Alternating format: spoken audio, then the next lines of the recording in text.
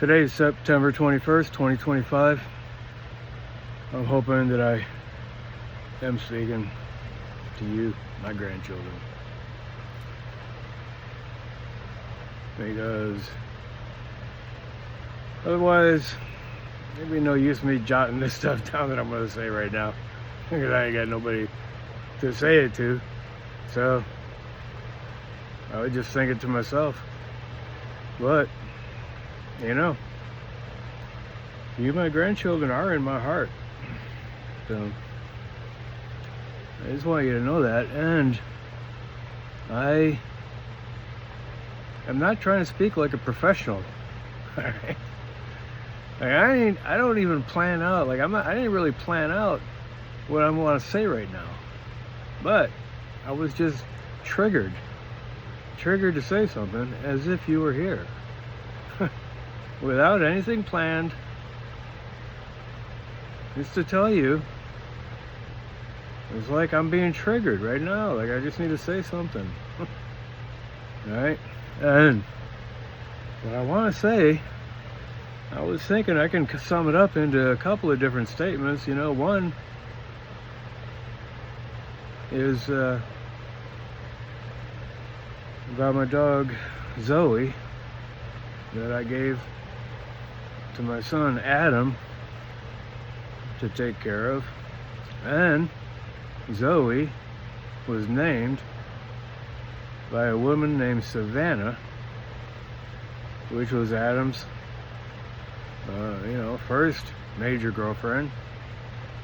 And then they broke up and he kept Zoe. And then when Zoe and Adam and you, my grandson Bryson's mother, when Adam and Kayla then were living together with Zoe, they were fighting, and Zoe got out. She didn't like to be around the fighting, and she went walking down the sidewalk. Somebody came up to her closely.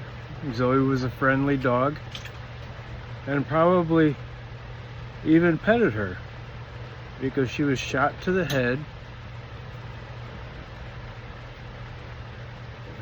with a bullet, probably a .22 bullet,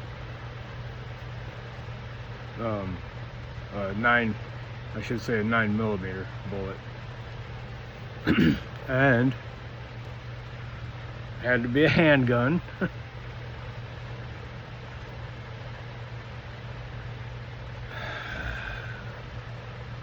Adam said he picked her up off the sidewalk and she had a bullet hole in her head. That's close range. Obviously, somebody petted her, put a gun to her head, and pulled the trigger. Zoe's dead. But the lesson here is Zoe means life. Her name meant life. That's what Zoe means. Zoe means life. And life got shot in the head and died. Close range. By somebody who took advantage of her innocence and her trust, got close to her, put a pistol to her head, and killed her. Shot dead. Right there. On the sidewalk that she was walking, trying to escape another fight. Banking on trust, was shot dead in the head.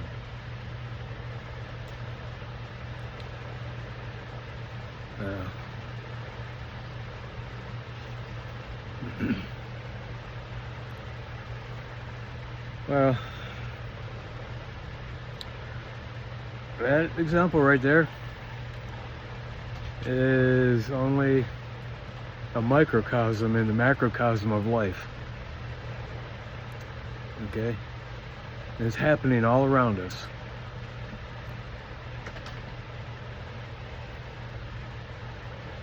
People are taking advantage of the innocence of children. They're using children as pawns and leverage. And, this is the most tragic thing right now in my time. I mean, Russia kidnapped like 40,000 children from Ukraine.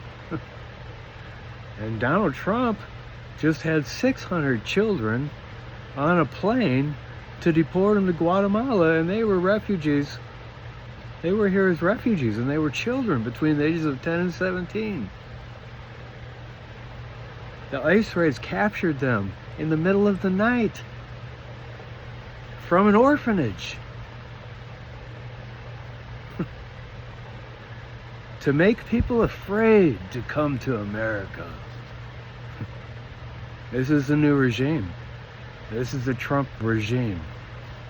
And now Trump is making $1 million a day on his cryptocurrency maneuvers, because see, the legislature has made it so that the government has to have hands off on a federal cryptocurrency, but privatized companies, and that's what it's always been. The Federal Reserve is a group of really rich people, and that's all they are, and they're making money off the interest of everything that's going on in America. And now this cryptocurrency, see, Donald Trump wants his family to get involved in that. I don't know what it's called, probably like Trump coin. But he's making like $1 million a day just on interest of people buying in to Trump coin, a cryptocurrency. Of course there was Bitcoin and there's other cryptocurrencies, but now the President of the United States has got his own cryptocurrency, and he's making $1 million a day. Do you understand that Elon Musk, for example, he makes in a year as much as 50% of America combined makes in a year. Okay? That's how big the differential between the rich and the poor, or the working class and the oligarchs, or the, what you might call the donors, and all the political campaigns. They're the donors because they got the money to buy government officials, and they buy news stations like Fox. And then the Trump is trying to defund everything that's public. No, because he wants the rich people to be able to, make the propaganda just the way that they want it. This is like Zoe getting shot in the head. Life getting shot in the head. And I started thinking about that just because I was listening to this little report. I haven't listened to the whole thing yet. It was about Trump, a while back. He got shot like in the ear, and then a few days later, he had a patch on his ear. And then a few days later, he takes the patch off and there's nothing there, and he says he heals fast. I mean, okay, well, maybe he has some good doctors and they did special surgery and all that kind of stuff. And then it fixed him up, the way rich people are taken care of. It would never happen to a poor person or a working class person that way. Anyway, this is what is going on. They're making a bigger chasm between the working class and the rich. The rich want to retain power. Okay? And there's not that many rich, but they got the power, and that's what you need to understand. That's why my mom told me when I was a little kid, you know, the Republicans are for the rich people, and the Democrats are for the working class. It's, you know, I didn't give much thought until like recently, but I think I understand her wisdom now, because the GOP's legislation and everything like that, and it's all written in Project 2025. From the well, it's not. I said before it was the Federalist Papers, but actually, it's there's another group, and you know, maybe what they wrote is called the Federalist Papers or something. But there's another group, and look, you can look it up on Wikipedia. I downloaded it. It's 902 pages. I didn't download it from Wikipedia, but it is downloadable.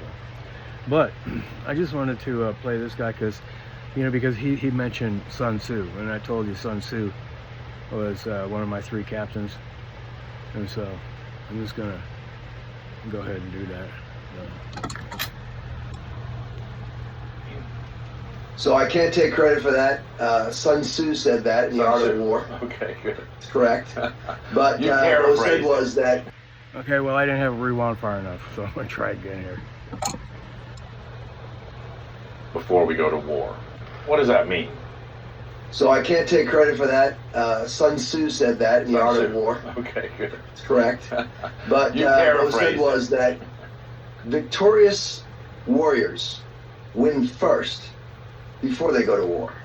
But defeated warriors go to war and seek to win. What that means is we win by doing an advance. And if we fail on that advance, or we fail to execute that advance, we become defeated warriors. So let's spell that out. The advanced teams go out and they do a lot of work, and I think that people don't understand exactly how much work there is there. So, There is. like, what type of advanced work do you do? There's an agent assigned to every single site, and that agent has a counterpart from the local field office. And they go out and they put together a protective plan for the site they're responsible for. At that site, you're going to have Special Operations Division. Those are the tactical teams, such as your counter-assault, your counter-surveillance units, your Protective Intelligence Division, and of course, the counter-snipers, to make sure that anything that is in play is taken out of play. Now, that's what's supposed to happen.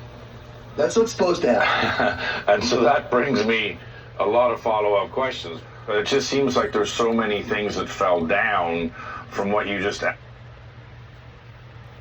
All right, so I just wanted to show that because that you know is a good example of, you know, I was saying before how, you know, Sun Tzu has, like, I don't know, 18 or 21 major principles, and it's important, you know, for you to understand Sun Tzu, and I consider him one of my 3 captains.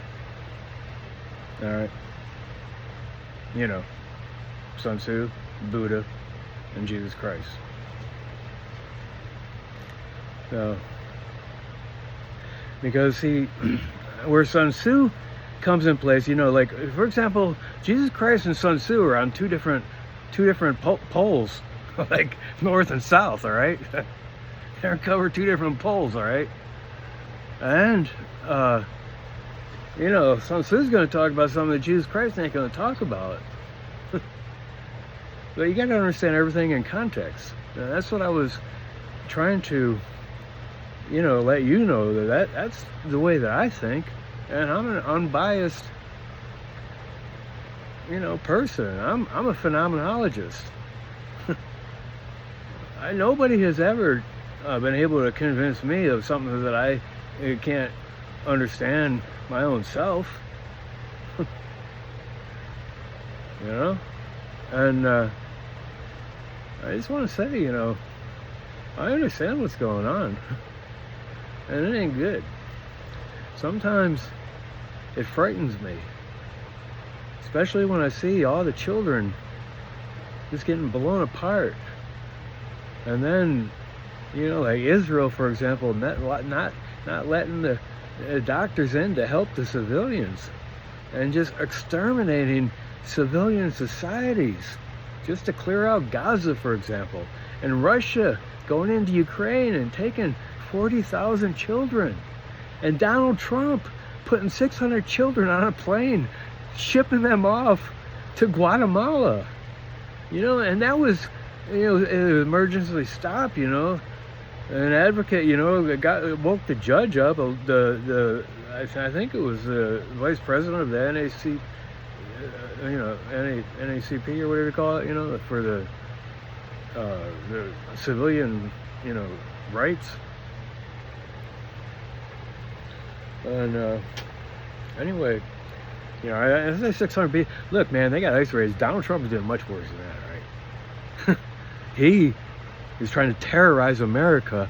And look, this terror on America, these Epstein files, all this is just like, you know, blowing up smoke and then saying, I can't see. Or then having other people saying, I can't see. It's just blowing up smoke. What's really going on is he's trying to, you know, like, get an autocracy going. It's all written in Project 2025, their whole plan. Like, Sun Tzu could have not helped them any better. All right? And they're trying to take over America with authoritarianism, a one-party kind of deal, just the GOP, just the Republicans, just the rich fat cats. That's what's going on. All right? And like my dad would say, you know, I'm just here to tell you, I'm bearing witness to it. And I don't know what the future's going to hold. But I hope one day, in spite of, you know, bad legislation that's already been passed and making these autocratic moves, kind of like normalizing them, and the propaganda, I mean, the propaganda, like coming from Fox News and stuff, that's just like Hitler. That was like his propaganda machine.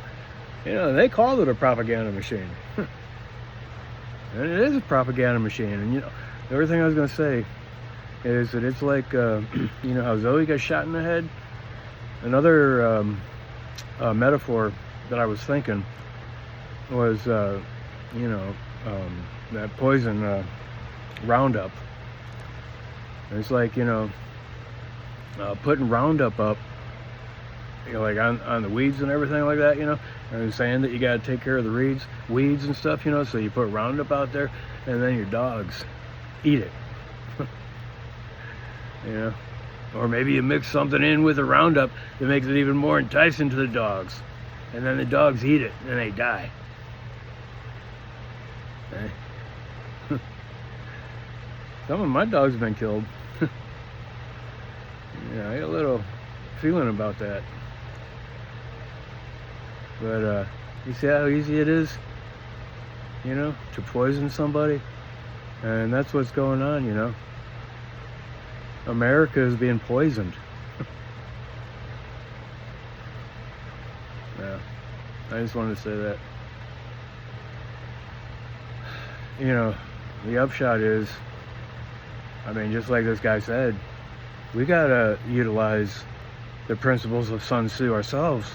All right? Like, now they're saying you gotta fight fire with fire. Well, I mean, that's what it is, you know. You gotta fight principle. You can't be acting like Jesus Christ unless you want to be crucified.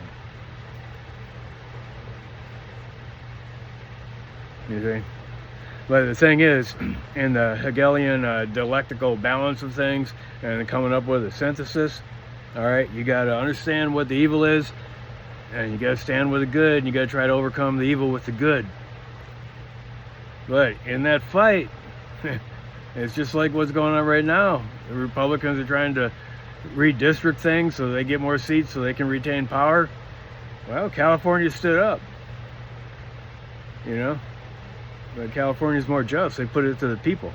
Whereas in Texas, it didn't go to the people. It just stayed with the GOP. You know, the politicians. Rich fat cats. But the thing is, we the people have to hold the good of Jesus Christ, for example, and maintain that. But as on the battlefield, you got to fight with the principle of Sun Tzu, and that's why I wanted to play that, because it gives good balance to everything that I've been saying. I would not want to be misunderstood. I love you. Bye.